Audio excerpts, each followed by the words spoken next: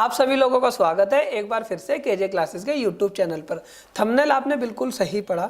Thumbnail में लिखा हुआ है कि भैया जो नोटिस आ रहा है ऑडिट का, क्या हम उसके लिए तैयार हैं? क्योंकि नोटिस तो अब आएगा ऑडिट के लिए, और ये जो ऑडिट है ये सेक्शन 65 का ऑडिट है।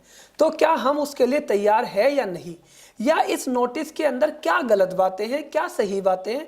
अगर ये आप सारी बातें जानना चाहते हैं, इसका रिप्लाई कैसे देना है, ये सब बातें अगर आप जानना चाहते हैं तो इस वीडियो के अंत तक बने रहिएगा। और चैनल आपने सब्सक्राइब कर ही दिया होगा, अगर अभी तक नहीं करा है तो सब्सक्राइब करके बेल आइकन बटन दबा दीजिए। हाँ जी, स्टार्ट करते हैं वीडियो को। वीडियो में क्या है, यहाँ पर आप देखिएगा कि 14 अक्टूबर को ये नोटिस आया, और नोटिस में कहते क्या है कि जी सेक्शन 65 के अंदर हम आपका ऑडिट कराएंगे। और सेक्शन 65 के अंदर गवर्नमेंट के पास पावर है, अगर किसी की टर्नओवर चाहे 20 लाख है, चाहे 20 करोड़ है, चाहे 2 लाख है, डिपार्टमेंट चाहे तो उसका कभी भी ऑडिट कर सकता है। आप उन्हें मना नहीं कर सकते, असेसी को ऑडिट कराना पड़ेगा। अब इसमें लिखा गया है कि हम आपका 17-18 और 18-19 का ऑडिट करेंगे सेक्शन 65 में। और यहाँ पर इन्होंने क्या बोला कि भाई देखो, हमने ना तुम्हें 1 महीने का टाइम दे रहे हैं। 11 नवंबर 2020 से पहले आप से जो डिटेल मांगी गई है वो सारी डिटेल आप इकट्ठी करके हमारे ऑफिस में ले आओ। लेकिन इस नोटिस में एक गलत बात बोली इन्होंने। इस नोटिस में एक गलत लाइन क्या थी? वो गलत लाइन ये थी, ये जो लिखी हुई है, देखो पढ़ो इस लाइन को। You are also requested to file annual return, कि आपको एनुअल रिटर्न फाइल करनी जरूरी है immediately if not filed by you. अब मैं ये डिपार्टमेंट से पूछना चाहता हूँ कि सर आप पहले ये चेक करें कि इस वाले केस में जीएसटीआर 9 एप्लीकेबल है भी या नहीं।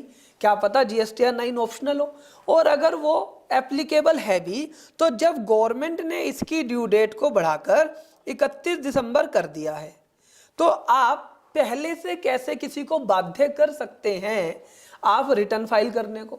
वो तो व्यक्ति अपनी ड्यू डेट पे करेगा ना, 31 दिसंबर को, उससे पहले आप उसे बाध्य नहीं कर सकते। तो ये जो लाइन है, मेरे हिसाब से ये लाइन गलत है। आपका क्या विचार है, आप मुझे कमेंट बॉक्स में नीचे लिखकर बताना, जिससे मुझे आपका विचार पता लग जाए।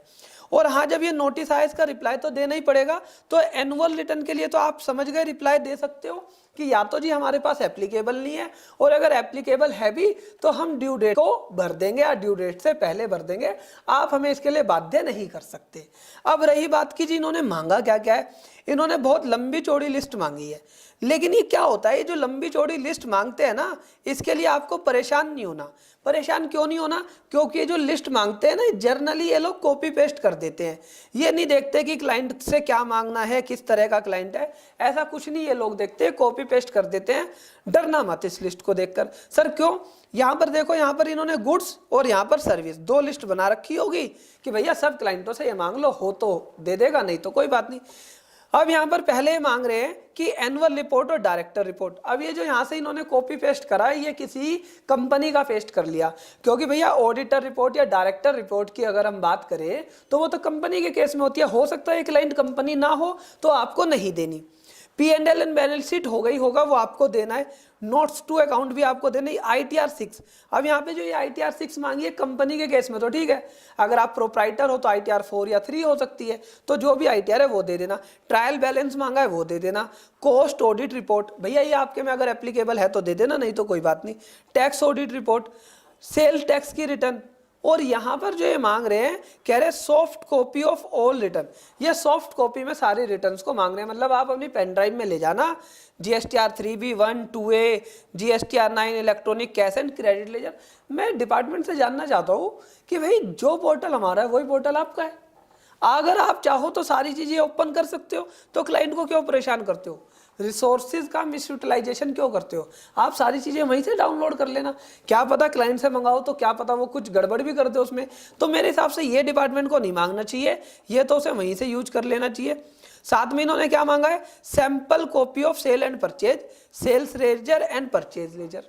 साथ में क्या मांगा कि अदर और कोई रिकॉर्ड्स हो। और कोई रिकॉर्ड्स कैसे हो सकते हैं? जैसे स्टॉक का कोई रिकॉर्ड हो। तो ये सारे जो रिकॉर्ड हो, आपको सारे रिकॉर्ड्स को इकट्ठा करके उनके पास लेके जाना है। और अगर आप सर्विस वाले हो तो लगभग सारे रिकॉर्ड वही हैं, लेकिन 26 AS, जो 26 AS है उसकी डिटेल अलग से है। तो आप ये बात आपको समझनी है कि जिस भी क्लाइंट्स का आप काम कर रहे हैं, क्या वो आपको इतनी फीस दे रहा है? कि जिससे कि आप ये सारे रिकॉर्ड्स ले जाकर उसे सेक्शन 65 में दे सके। अगर आपका क्लाइंट आपको 200 रुपये 500 रुपये महीना दे रहा है तो इस नोटिस का रिप्लाई देने में आपको दिक्कत होगी। क्यों दिक्कत होगी? क्योंकि क्लाइंट को नहीं समझ में आता ये नोटिस है या क्या है। वो तो ये कहता है कि मैंने तो आपको साल का पूरा ठेका दे दिया, अब आप समझो सीए साहब, अब आप समझो वकील साहब, जो आपको करना है। तो इस तरह के केसेस में आपको ये ध्यान में रखना है, जब भी आप अपनी फीस क्लाइंट्स को बताएं तो आपको ध्यान में रखना है कि इस तरह के जो नोटिस है सेक्शन 65 के, ये आने शुरू हो गए हैं और ये आपके क्लाइंट को भी आ सकता है, क्योंकि इसमें कोई टाइम लिमिट नहीं है। तो क्या आपका क्लाइंट रेडी है? आपका क्लाइंट कई बार 6-6 महीने में फीस देता है, 10-10 महीने में फीस देता है। तो क्या आप ये सारी चीजें उसे दे सकते हैं ऑफिसर को? अगर नहीं तो अब ये वक्त आ गया है कि एक बार बैठे सोचें कि भाई अपने क्लाइंट से हमें कितनी फीस लेनी है, क्या क्या डॉक्यूमेंट्स लेने हैं, क्या हम ये डॉक्यूमेंट्स दे पाएंगे या नहीं। और हाँ, संडे को, हाँ कल बता रहा हूँ ना, कल का तो हमारा प्रोग्राम बिल्कुल फिक्स है। अब की बार जीएसटी नहीं है, अब की बार टैली और बिजी है।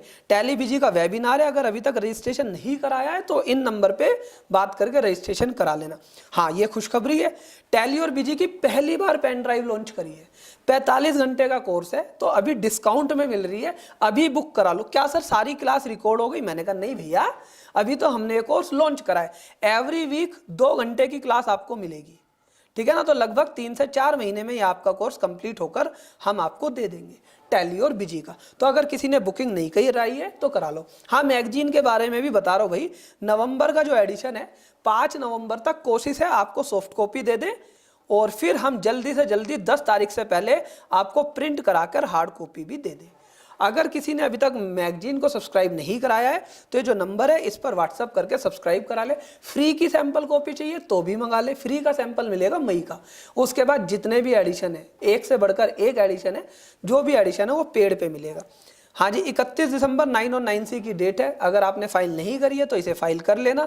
उसके लिए आप हमारी 9 और 9C की पेन ड्राइव या स्पेशल पेन ड्राइव ले सकते हैं। अगर आपको हमारी मेंबरशिप लेनी है जिसमें हम क्वेरी सॉल्यूशन बताते हैं, जो जीएसटी प्लेटफॉर्म के साथ कोलैबोरेशन में है, आप वो भी परचेज कर सकते हैं। इस वीडियो को देखने के लिए मैं आपका दिल से धन्यवाद करता हूँ। Thank you for watching.